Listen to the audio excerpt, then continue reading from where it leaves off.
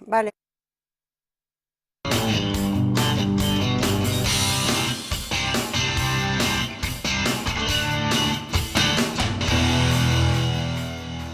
Ya estamos de vuelta, pues finalmente el pacto entre Partido Popular y PSOE no ha conseguido el apoyo del resto de las fuerzas políticas que se han sentido marginadas por los dos grandes partidos. Marcos González tiene todas las claves en el siguiente informe.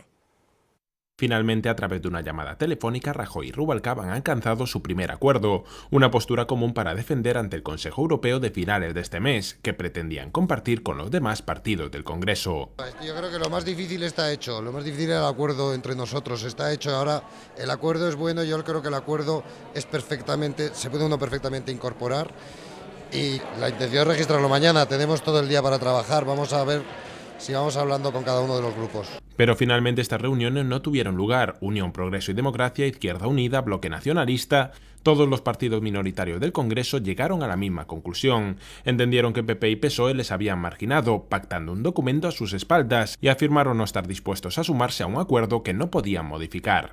Si han pactado un documento, hoy Convergencia y Unión no va a asistir a esa convocatoria que nos hacen para comentar su documento. Si nos encontráramos, obviamente, con una cerrazón en el sentido de que aquello era algo ya cerrado y pactado, pues diríamos buenos días y hasta otro día.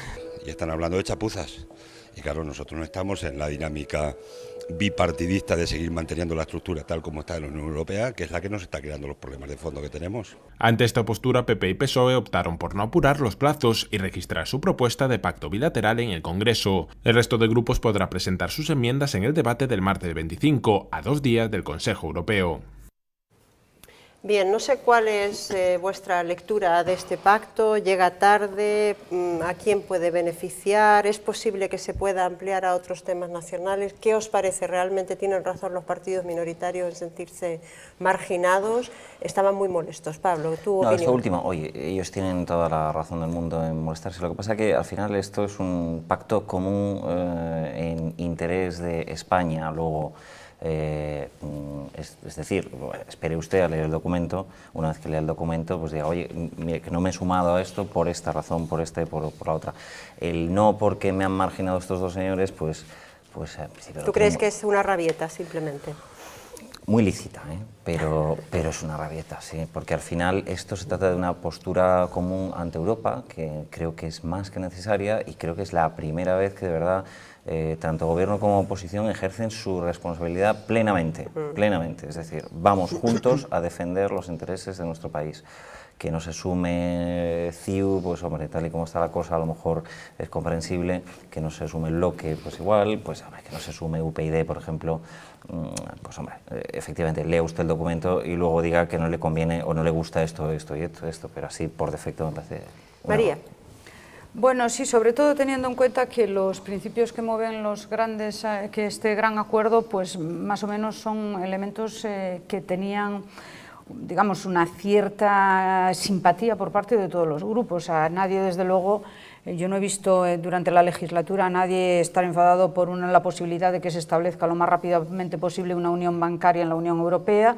Desde luego que haya un plan de empleo juvenil mucho más intenso y extenso promovido por la Unión Europea, que haya medidas de estímulo al crecimiento de la economía, que creo que sí que en este terreno prácticamente todos los partidos políticos han estado insistentemente solicitándolo. Por tanto, teniendo en cuenta que esas son las líneas maestras, ¿no?, del gran acuerdo, parece un poco absurdo a estas alturas que alguien se pueda descolgar diciendo que no fueron consultados. Bueno, lo mismo que ha dicho Pablo, creo que a lo mejor sería necesario echar un vistazo al documento y después entender que a veces hay razones de Estado por encima de razones partidistas y de siglas políticas. Sobre todo, además, pensando que también esto es un acuerdo que la Unión Europea va a entender que es un acuerdo de país y que evidentemente hay una posición de mayor fortaleza, digámoslo así, de todas las fuerzas que más o menos están,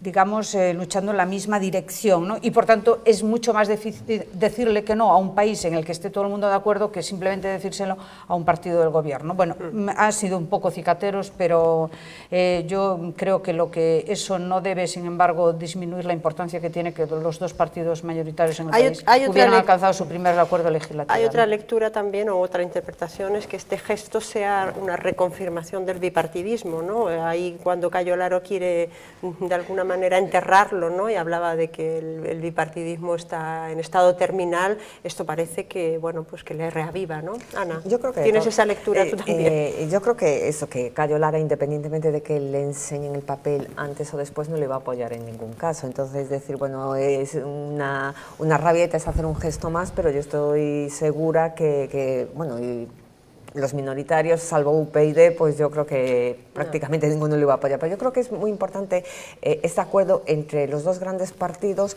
porque supone también un mensaje para sus homólogos europeos, porque yo creo que el hecho de que Rubalcaba ahora se haya sumado a este pacto tiene algo que ver con el hecho de que las semanas anteriores ha estado de viaje y ha estado reunido con sus colegas de los partidos socialdemócratas europeos. Es decir, que se está haciendo un frente también entre los grandes partidos. Entonces yo creo que tiene mucha importancia dentro de España, por este primer gesto de acuerdo, y también para el conjunto de la Unión Europea, y también para lo que puede suponer que tanto populares como socialdemócratas se unan para conseguir que la Unión Europea dé estos pasos hacia adelante, por ejemplo, en el tema de la Unión Bancaria, que ya es un acuerdo que se tomó hace un año y que va muy lento, en el tema de la creación de empleo, en el papel que puede jugar el Banco Central Europeo, pues yo creo que va a ser un empuje más fuerte hacia esta mayor unidad europea. Virgilio, ¿tú crees que deberían haber sido un poco más diplomáticos a la hora de gestionarlo? Yo creo que estamos celebrando lo que debería ser la normalidad, ¿no? Es decir, normalmente las cancillerías europeas, bueno, los demás países europeos, los partidos de la oposición critican la política interna, pero apoyan al gobierno en política externa, ¿no? Eso debería ser. Hay que reconocer que estamos muy poco habituados eso debería ser. Bueno, no, en política externa no, ¿eh? En España en política externa eso debería bastante... ser lo normal. Zapatero en el 2010 tomó unas decisiones en contra de su ideología, de sus creencias y de su programa, y el PP, que no discrepa de las medidas, pero sí no le respaldó. Y desde entonces se ha roto eso y ahora parece que se restaura. Pero de todas formas, aquí hay, vamos a ver si me explico. Es decir, esto es una tabla de náufrago de Rajoy y Rubalcaba, ¿no? Primero, Rajoy está siendo cuestionado y trata de ir con un acuerdo cuestionado por sus propios apoyos, y trata de ir con un apoyo de la oposición. Y Rubalcaba está también no cuestionado ya lo siguiente. Entonces, pues también necesita hacerse valer. Y esto es... beneficia a los dos. Es una recuperación del bipartidismo, pero yo creo que es una muestra de su propia debilidad, porque lo que están apoyando, lo que es esta proposición no de ley, es un poco la continuidad de aquellas medidas que le costaron al PSOE las elecciones que tomó Zapatero, y que son las medidas de la austeridad y toda esta política europea impuesta por Angela Merkel, y que ellos le siguen dando validez, que es el divorcio de la sociedad española con los grandes partidos que son el PP y el PSOE. Yo creo que además lo han gestionado mal, porque podían haber metido a bordo a los demás partidos y prefirieron cerrarlo porque podían haber abierto un poquito más la negociación. Tampoco es trascendente que no esté ni CIU, ni PNV, ni los partidos de izquierda, no es trascendente, pero sí que también pudieron haber cerrado un poquito más la foto y que quedase más bonita, pero tampoco han tenido esa habilidad, han querido hacerse ellos solos, y ellos solos se van a tener que comer, porque lo de la unión bancaria es avanzar hacia la unión bancaria europea. Es decir, el contenido tampoco cuestiona esta política de austeridad impuesta por Angela Merkel, con lo cual yo creo que se han equivocado. José Antonio.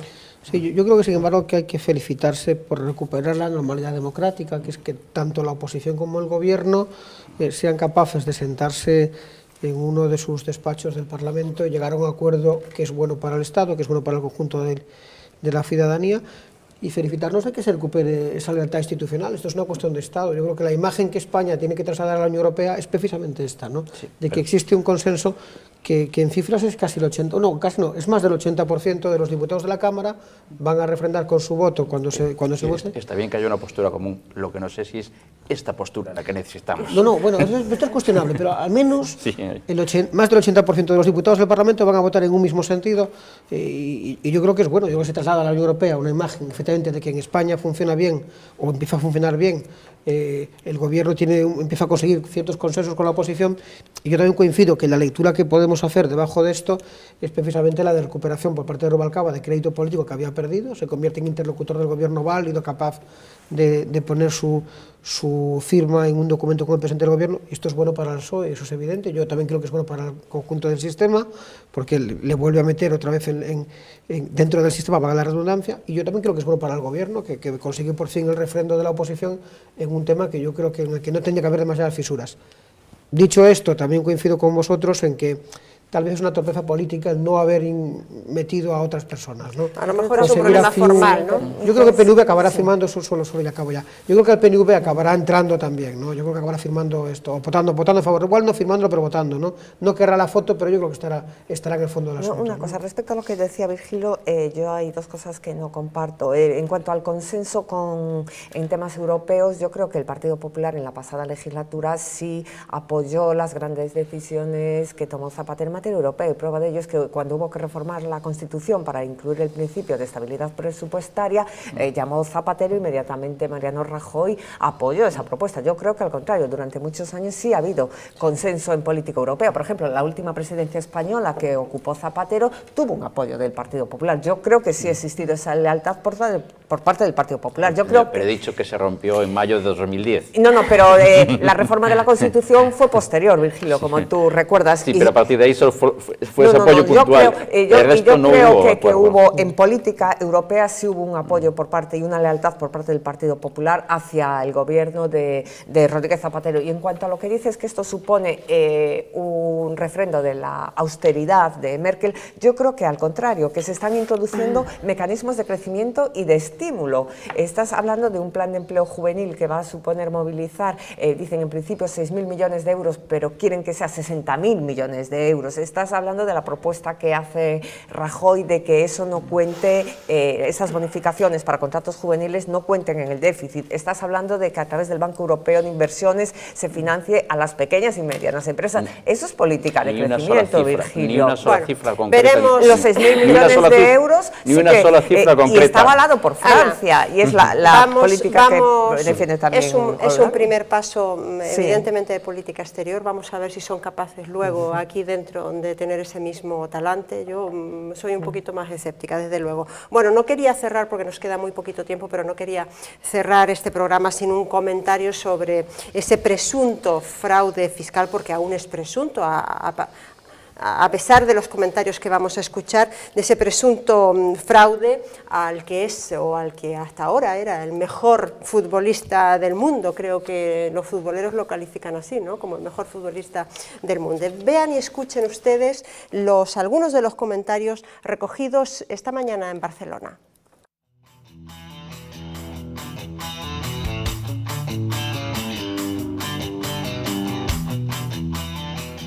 Tendría que hacer esto, él cobra muchísimo dinero, podría pagar sus impuestos como hacemos el resto de personas y el resto de españoles y extranjeros. Pienso que Messi no tenía que haber hecho, porque con lo que cobra yo no lo veo normal que tenga que estafar de la manera que lo ha hecho, porque mucha gente no tiene dinero y en la crisis que estamos no lo veo normal. Y yo pienso que se ha hecho daño a su imagen, porque con el dinero que cobra este jugador, que es el más grande que hay ahora mismo, no le hace falta que haga esto de hacer estafa. Sí, los que tienen más son los que más estafan. O sea, que nada más que hay estafadores por todas partes. Los que están más abajo, pues ya ves. Como todos, ¿no? Todos políticos y todo, ¿no? Pero Messi no es un político. Por eso, con más razón. Ha hecho bien. Seguramente Florentino ha estafado mucho más, ¿no? Digo yo, ¿no? Sobre el futbolista Messi, pues que tiene que marcar goles y pagar Hacienda, las dos cosas, no es posible hacer una sola, ¿eh? Es verdad que si no marca goles no puede pagar Hacienda, pero como ha marcado tantos, ahora puede y debe pagar Hacienda.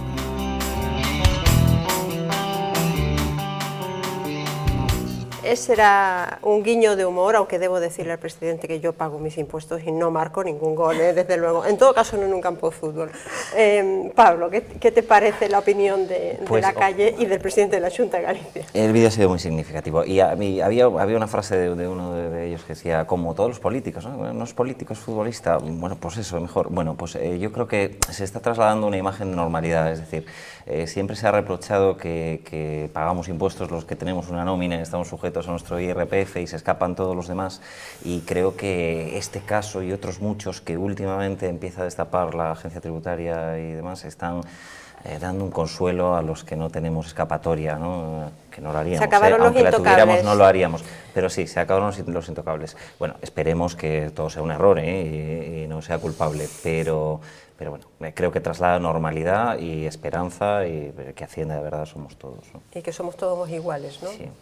Digo yo bueno, que... el fútbol hasta ahora era un remanso protegido, ¿no? Parece que ahora bueno, empieza... aquí no, creo que Maradona en sus buenos tiempos tuvo enormes problemas y de hecho aún está bastante penalizado con el fisco italiano que no le permite siquiera entrar más allá de la frontera, ¿no?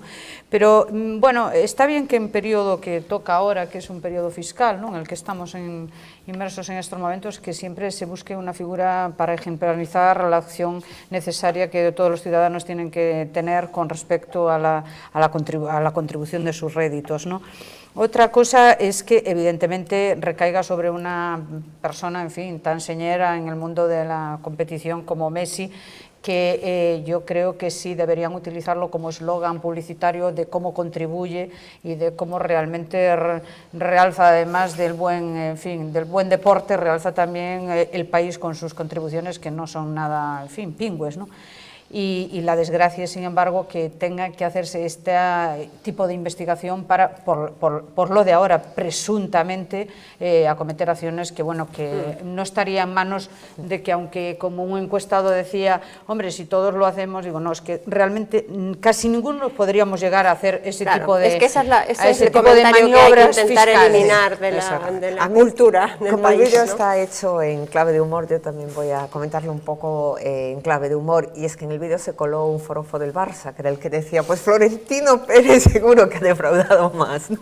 Entonces seguro que hay también alguno que... Sí, esto era en Barcelona, sí, seguro que alguno ve también una conspiración desde Madrid contra Barcelona y contra su equipo de fútbol. Y después de esta nota de humor también, esto de Messi me recuerda un poco también, aunque bueno, son facetas diferentes, en su día cuando Lola Flores también tuvo que ir a juicio porque no pagaba Hacienda. Y es la prueba también, y sigo con el humor, de que Montoro, cuando sale al Congreso y dice estoy revisando a los periodistas, a los tertulianos, a los deportistas, bueno, cuidado, pues la verdad es que parece que está encima de todo. Cuidado que estamos a nada de rematar la declaración de este año. Sí, José Antonio. Adiós, hay que decir, porque ya éramos pocos y Montoro. O sea, yo creo que ya lo habéis dicho, ¿no? O sea, yo veo que efectivamente hay que tener... Yo del vídeo saco esto mismo que decía Ana, ¿no? Me parece que dos personas digan, es que Florentino más, es que otro diga, hace muy bien porque los políticos todos son muy malos, ¿no? Vale, vamos a ser serios, ¿no? Aquí hay que juzgar dos cosas o hay que entender dos asuntos, ¿no? Uno es, ¿ha cobrado el dinero que se dice que puede haber cobrado? Sí. ¿Ha pagado los impuestos que ese dinero tendría que haber retribuido en este país? No. Pues hay una diferencia, ¿no?